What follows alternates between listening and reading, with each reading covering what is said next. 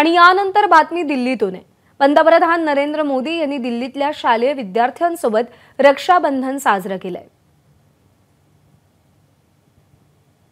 या विद्यार्थ्यांनी पंतप्रधान नरेंद्र मोदींच्या हातावरती राखी बांधली आहे। तरुणांशी विद्यार्थ्यांशी संवाद साधताना पंतप्रधान नरेंद्र मोदी आपल्याला कायमच अग्रेसर दिसतात।